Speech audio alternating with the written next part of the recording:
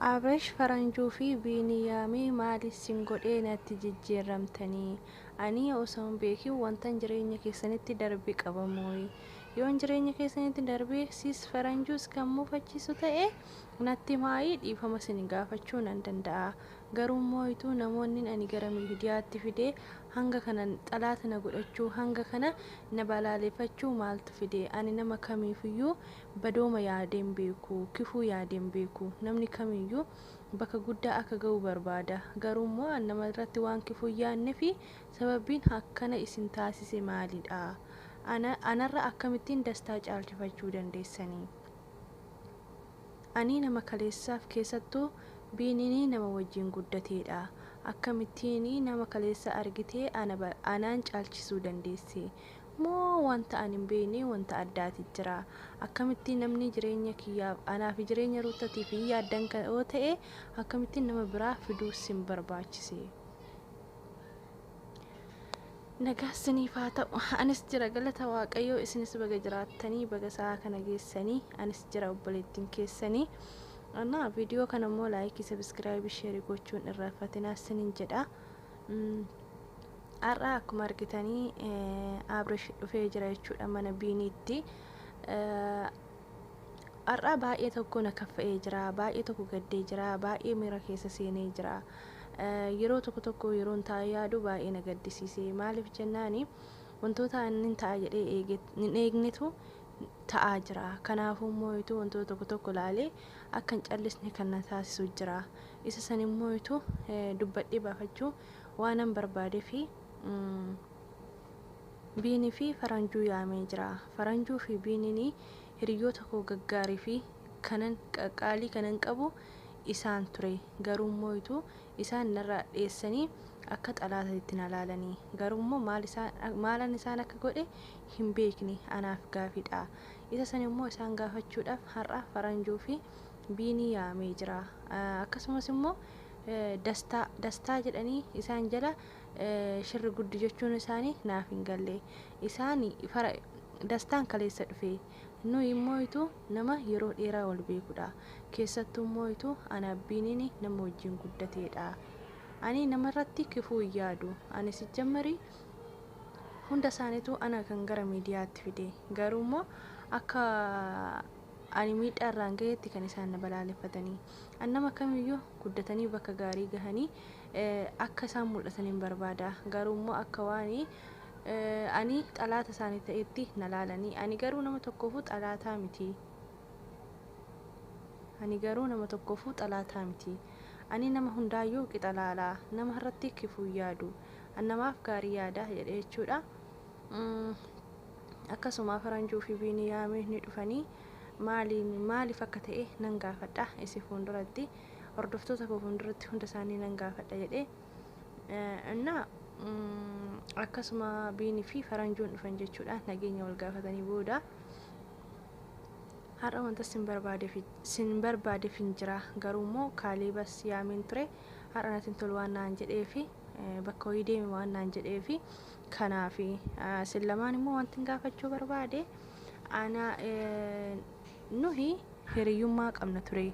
Garuu immoo har'a akkas ta'uu baatullee hiriyyummaa cimaa fi wajjin nyaannee wajjin dhugnee keessattuu Biinini baay'ee wantoota baay'ee nama wajjin dabarsine nama wajjin guddateedha. Garuu har'a akkas miti. Wantoonni akkasitti sin jijjiire maalinni beekuu barbaade.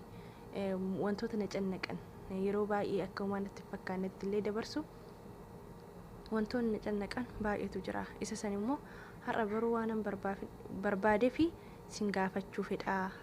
Tokko dastaa kan jedhamu faranjuu isitu fide jechuudha. Garuu immoo sababa dastaa fidee dastaa wajjin ana gadi qabuuf yookiin immoo wantoota garaagaraa jechuun isin barbaachise maalidha? Ana duratti dastaa beektamoo? Ana dura dastaa beektayi moo dastaa na dura beekta? Kana naaf deebisi. Ani namoota hiriyoota koo jedhee haasa'u keessa isin ture. Nama hiriyoota gaarii jedhee kana yaadu isin ture. Garuu isin akkas hin taane. Maaliif barbaachise? Ani Ruuta wajjin ta'uun keessan na gammachiisa malee nan gaddisiisu. Garuu moo'itu haala isin deemtaniin naaf hin galle. Maaliif narratti xalaata ta'uun isin barbaachise? Ana qofa irratti illee osoo hin taane ruuta irratti illee xalaata ta'aa jirtanii. Maaliif jennaani nama hin taane, nama maalummaa isaa hin beeknee fi nama gazzaba qaba jettanii bichaa itti fiddanidha. Jennaani biiniin akkana jedhe. Ani xalaatummaa homaa sirraan qabu, jibbis homaa sirraan qabu. Baay'ee si jaaladha, baay'ee si kabaja. Ati nama hulataa guddaa irraa qabudha. Nama hulataa keessa irraanfatu miti. Garuu immoo hanga kana hunda geessee miidiyaa irratti hin dubbattaa yoo natti fakkaanne. Maaliif jennaani nu xalaatummaa osoo hin taane jireenyi kee waan nu gaddisiisee fi jireenyi kee namoota hin taane taanitti makamtee waan jireenyi kee nu gaddisiisee fi malee xalaatummaa waan tokko yoo sirraa hin qabnu. Annuwe akka nama tokkootti, akka hiriyaatti, akka waan hundaatti, akka abbaa ulataatti iddoo guddaaf siif qabna. Yoomiyyuu jireenyi keessan bareedee odoo itti fufee natti tola. Kana durallee lakki Abrashii jireenya akkanaa siin ta'u bakka kanaatirraa siqii, hiriyoonni akkanaatirraa siqii, ruuttaa si wayyaa, jireenya kee si wayyaa jedhee irra deddeebi'ee sitti hime. Garuu immoo ati eeyyamamaa hin turre. Immoo ani beekta akka waan hundaa akka nameenyi siif hin qabne hin beekta. Garuu immoo gochoonni kee waan nu aarsifi malee xalaatummaa sirraan qabu. Kan immoo dastaan dhufeefi dastaan dhufeera. Garuu immoo dastaa yeroo dhufutti ani keessa hin jiru haa ta'uyyuu malee nama ruuttanii nama mana jirudha. Namni mana tokko taa'u immoo hojii isa barbaachisaa.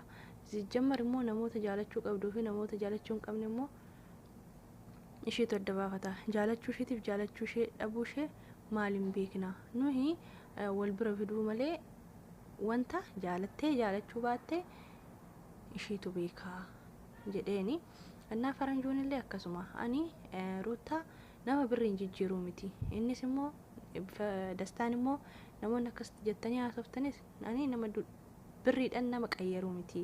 Ani nama birriidhaan buluu miti. Ani ganaa umriin kootu ganaadha. Ganaan nama hojjetee waan meeqa arguu danda'udha. Nama jijjiiramuu danda'udha. Nama akkasii osoo hin taane nama dafqa namaatiin bulu osoo hin taane nama dafqa kootiin buluudha.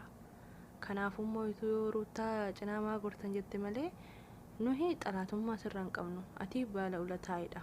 Ati abbaa ulataati. Annaa dhuguma Abrishiitti kan hunda isaaniitu gara miidiyaa irra fidan jechuudha. Annaa garuu amma fakkeessuun keessan hin tolu nuuf fiduu akka goddanyaatitti minamina jedhee faranjuuni akka goddanyaatitti finni malee jaalala maalii wajjin wal fuudhanii wajjin jiraatanii kan hin beeku jennaan hin fakkeessini. Miidiyaa wayii irratti gadhiisee fuudhufan deemaa ruutaa jaaladhee erga haasa'ee kan inni dhufe erga sanii miti kan geessitan jennaan ani waan nan beeku hin qabu kana jedhee faranjuuni. Annaa kanaafuyyuu an akka xalaataatti miidiyaa kanarra baanii walii muggutuu hin barbaadu. Kanaafuu deemaa jedheeni akkasitti nageenyaan adda deeman jechuudha. Wal cubbatanii akkasitti jedhani. Kana booda nagaan koottaa waliin arrabsinaa. Abrash balleessiteettaa jedhaa gorsaa. Miidiyaa irra baatanii Abrash akkasii gad deebisuuf immoo ol guddisuuf amma kun namoonni jaalachaa turan baran namuu akka jibban taasisuudha. Gaafa hiriyoonni kee gadi